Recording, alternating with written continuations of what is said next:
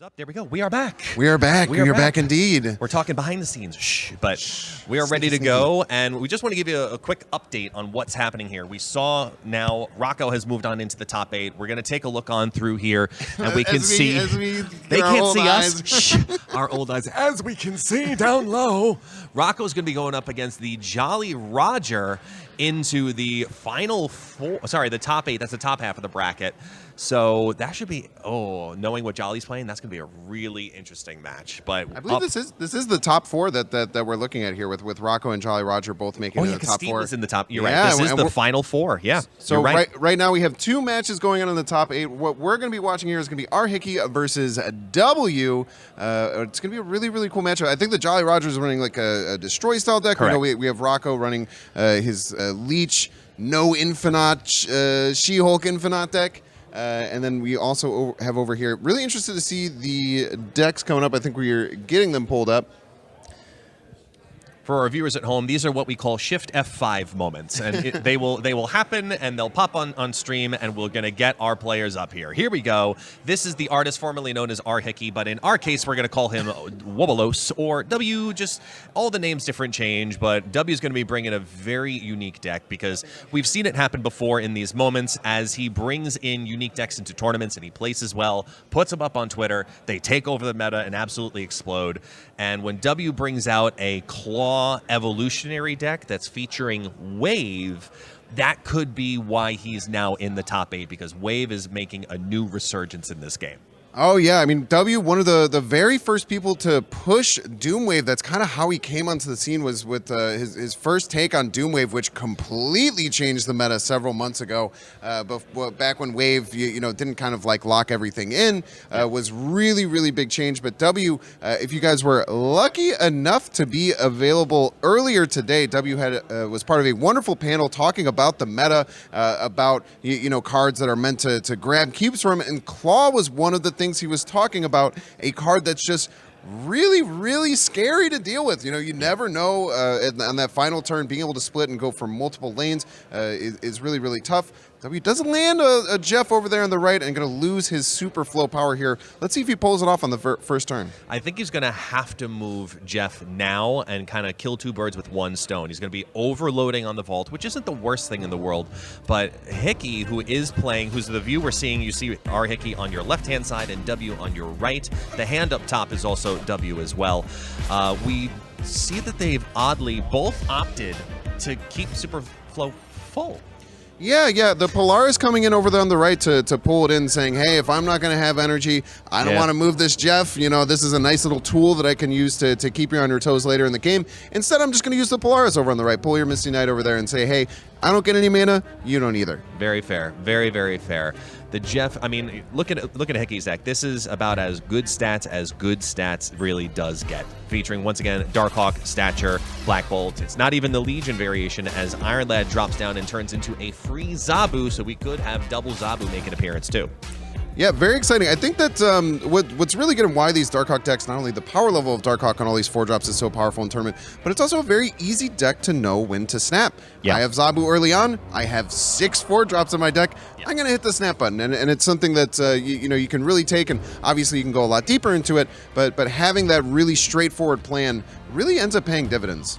Yeah, one of the things I love seeing in that deck currently, too, is a lot of people have started to also feature away from Polaris, and we're seeing the new resurgence of Spider-Man in that as a control aspect, because it'll hit anything, yet alone just the smaller costs. But going with the OG style, if you will, for Polaris, I'm a big fan of. I'm also a big fan of that Flaviano Claw variant up on the top. Oh, it's gorgeous. It is the animation on it, too. Oh, yeah. Man, it's absolute. Flaviano doesn't miss. I'm really interested in this W deck. This is different than anything that I've seen in this tournament. Yeah. Having both the Mr. Fantastic and the Claw, just saying I'm going to attack multiple lanes and I'm just going to put pressure everywhere. It's a really interesting way to play Marvel Snap right now. Do we see a double snap? Am I crazy? Do we see a double snap there? I think that's a single snap. I'm seeing next turn 2 up in your top hand corner there. So it's going to be a big cube count no matter what. We're going to get rid of the high evolutionary on the far side. Wave drops on down, and now the potential strength of this deck is about to come to be. Now remember, Jeff has not moved yet, so there is that threat still too. Jeff not moving is terrifying. We did see that W does throw priority there, knowing that RHickey does have access to the Shang-Chi, which can be so powerful in these final turns. It's going to be really interesting. I mean, with the Jeff being able to pull away and just saying, hey, I'm throwing on the vault, and I just need to find one more win, it looks like it's going to be pretty tough, but it kind of might come down to a 50-50 here, right? It's a very widespread deck. You're talking about the structure of the way that he's playing it out. You've got Claw, which will hit 2 lanes, Mr. Fantastic, which will hit 3 lanes. Typically, you see that kind of stacking, and then you'd expect something like a Dr. Doom. We don't have that. The 6s, we're pulling on the Evolved Hulk and the Chavez for hashtag Team Chavez, but you know what? He's been talking about this deck for a while, and clearly he's made it into the top 8. It's doing something right, and hopefully we get to see all of it pan out that way too as we get our clicks on down. Jeff moves over into the middle. Rock double 1-2. That moves it to 10. It's not enough to take over that center lane, and the giant Taco Hulk into the Super Flow. That's going to be 4 cubes right off the bat on round number 1 again.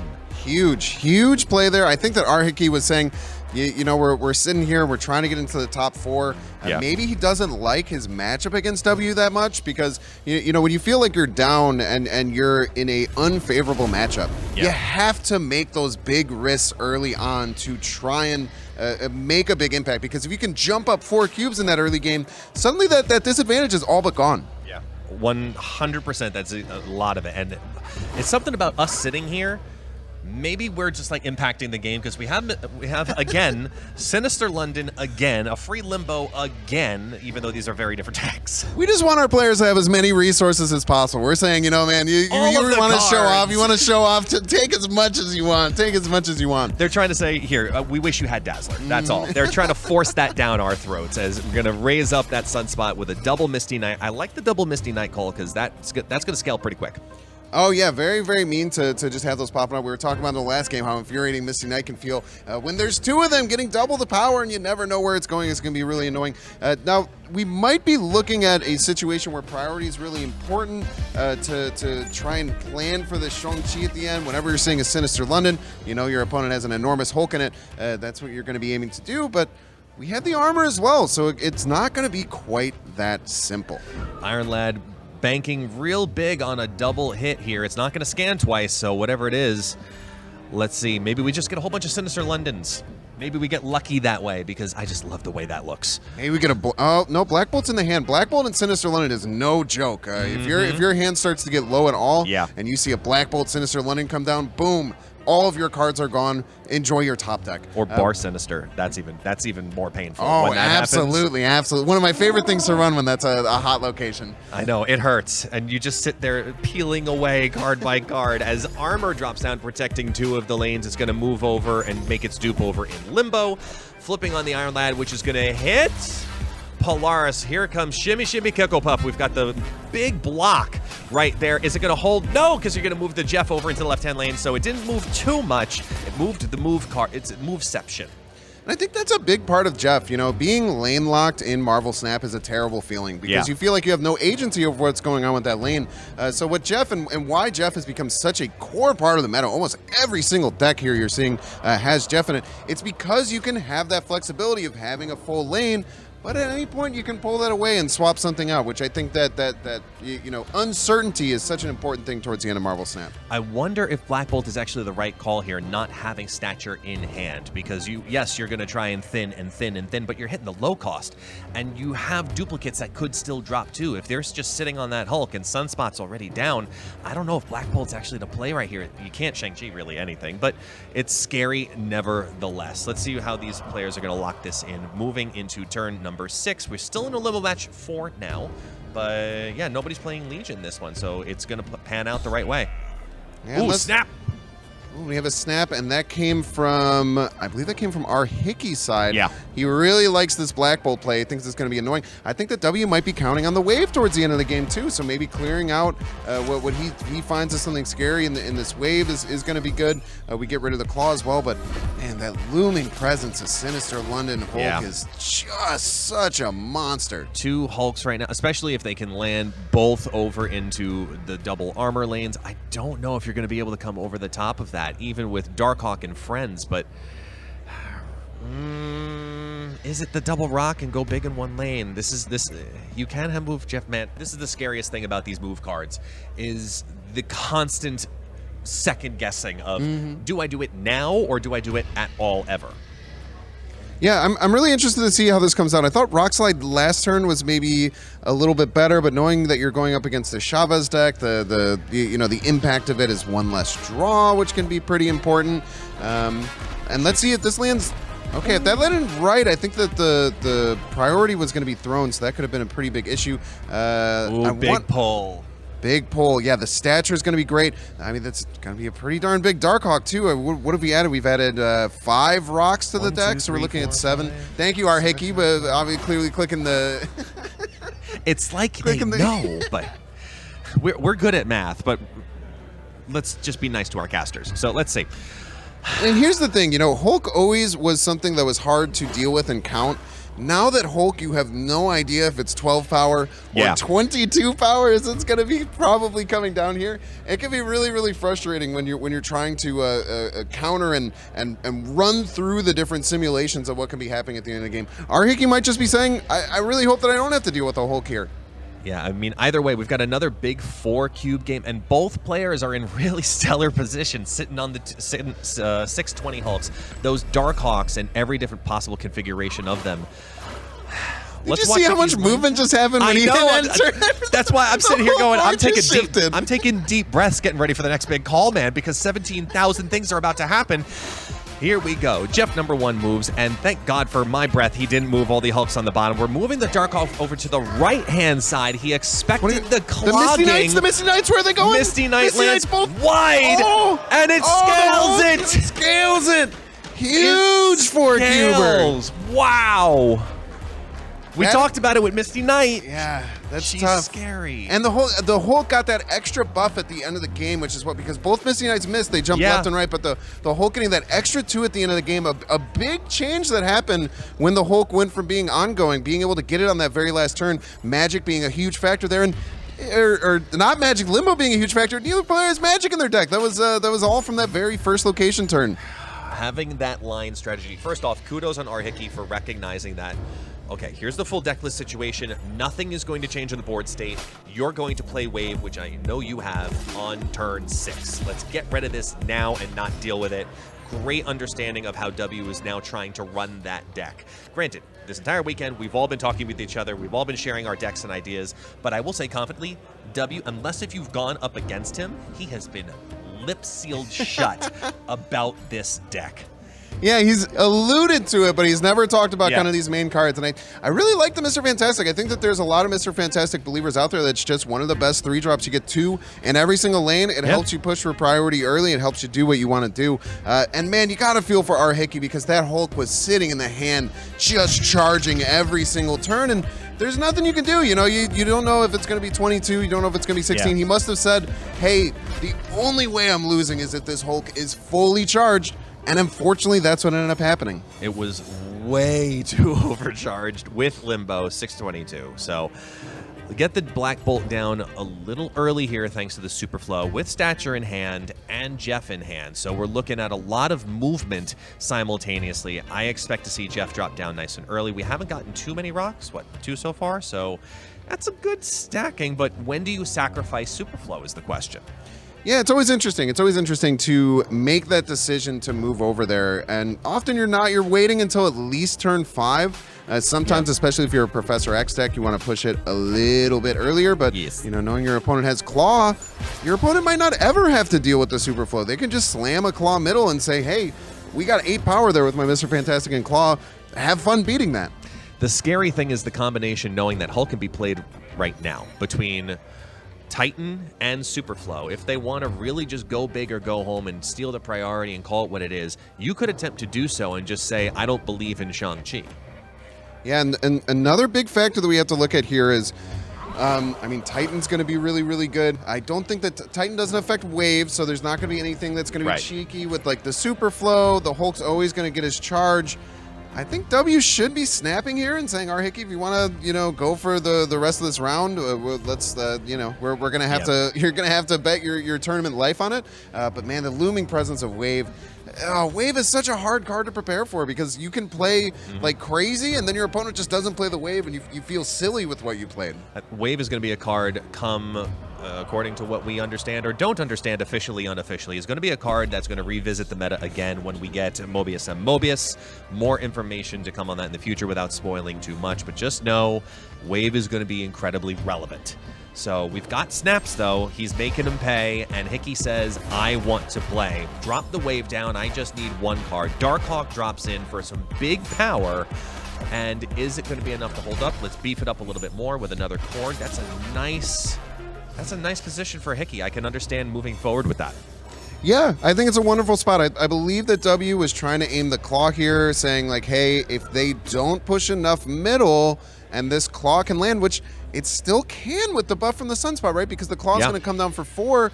He hasn't touched that Superflow. He's going to get 3 extra charges from the Sunspot. So that claw is going to be able to win middle and right. I think with just the Iron Lad going off to the right, is there anything in the deck that he can pull from?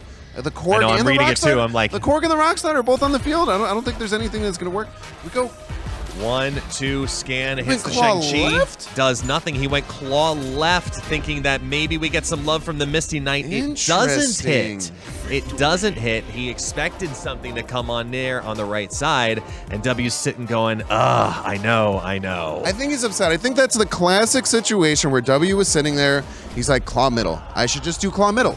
Why wouldn't I do claw middle? Right. I should play claw middle. Claw middle makes so much sense. And then he, at the very last second guess himself, plays the claw left, and then just pays for it. Obviously, you're one Misty Knight trigger away from getting it, but it's just how the cookie crumbles sometimes. W's smiling a little bit right now, too, because he got that Nebula down on 1, and real quickly enjoying it even more, knowing that you played Korg into a 2. Guess what? You got 3 chances now. That's it. Guaranteed 1-5.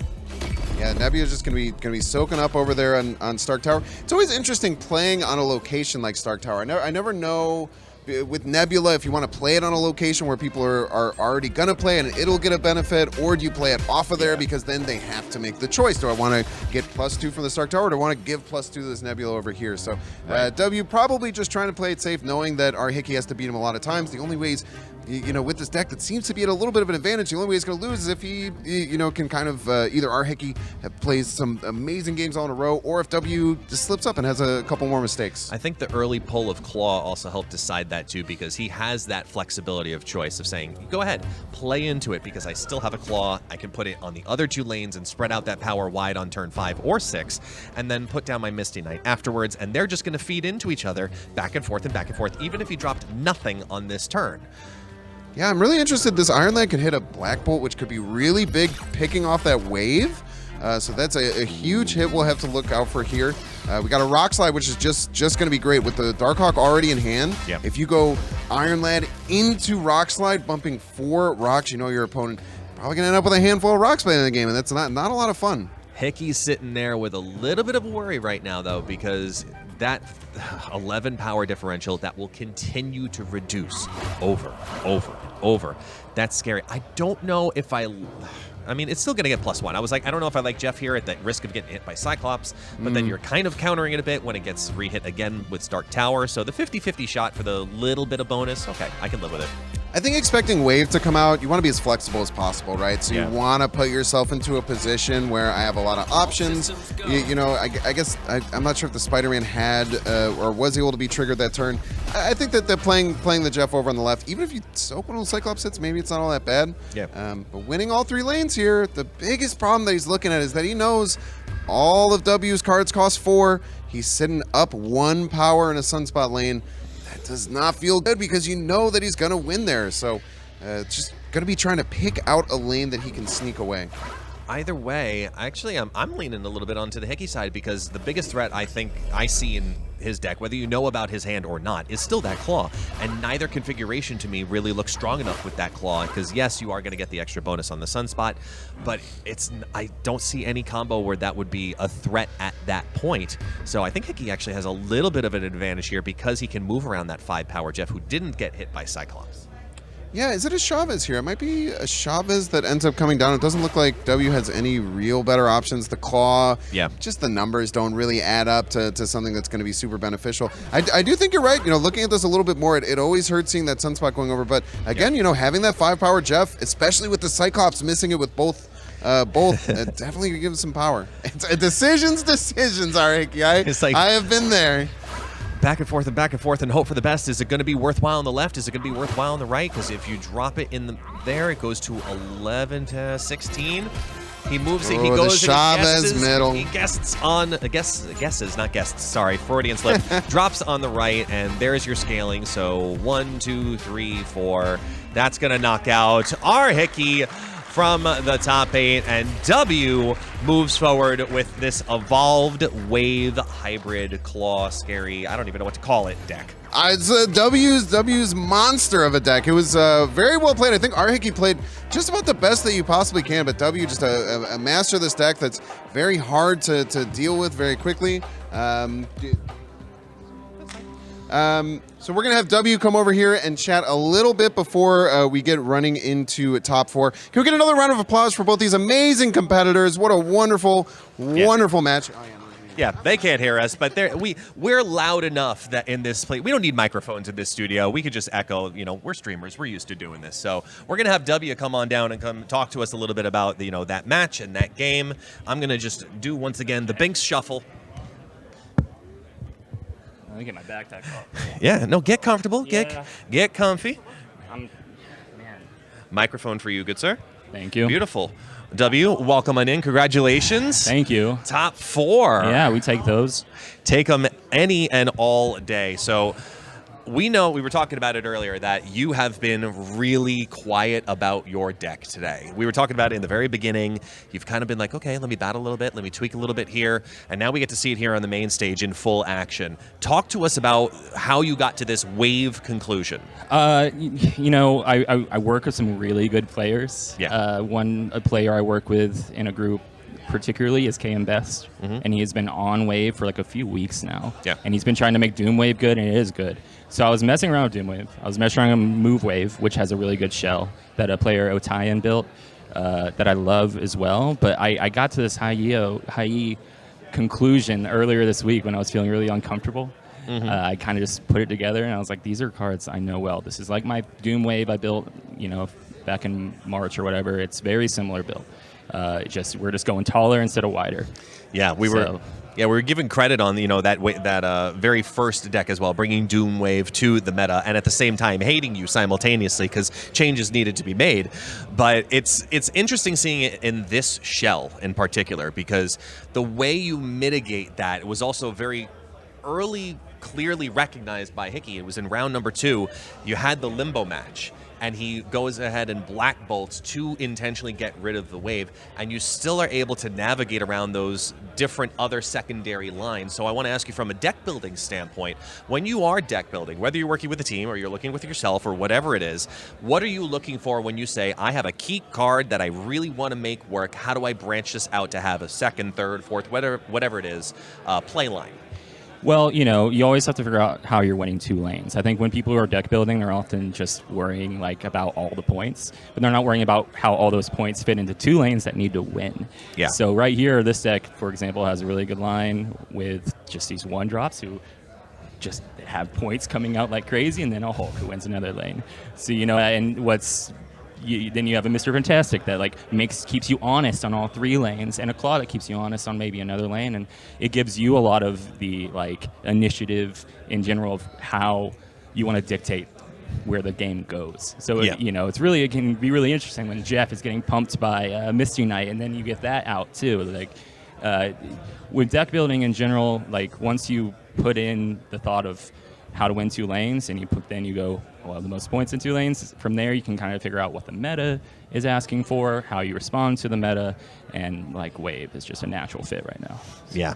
It's that amount of control on turn 6. We've seen some cheeky combos even that have emerged with Wave and Psylocke that people were running for a little while, but it never stuck. It looks like this evolution of people that are enjoying these Moon Girl She-Hulk, these She-Hulk Hulk, these 8 Infinite, like this is taking that and bringing it to a different level of competitive understanding, saying that I'm going to do Wave here, and I'm going to drop that Sunspot bright and early, like you were talking about, feed back and forth with the extra power you're going to get from that Misty Knight, so it clearly early targets it. We can see how you're building those play lines, and once again, it's clearly paying off. You've made it now into the top 4. You have another chance at being a part of this giant prize pool. Now total over $1,700 due to donations that have also come on in from Felicity's chat. Thank you so much. Thank you to all of the sponsors. You see them down below on the screen. And also big shout out once again to our specific team sponsor, Team Impulse. They are featured here today. They've done absolutely fantastic work. Make sure you go follow them on Twitter because they may or may not, you may have heard about it today. They're giving away $500. And they're going to announce it actually relatively soon because we're down to the top 4. And you, good sir, have made it. So thank you. You can breathe. Take a couple minutes to rest. I know. We're going to breathe. They're all going to go to break. And we're going to get ready for our next top 8 match. Maybe it might even be your opponent. We'll find out. So stay tuned.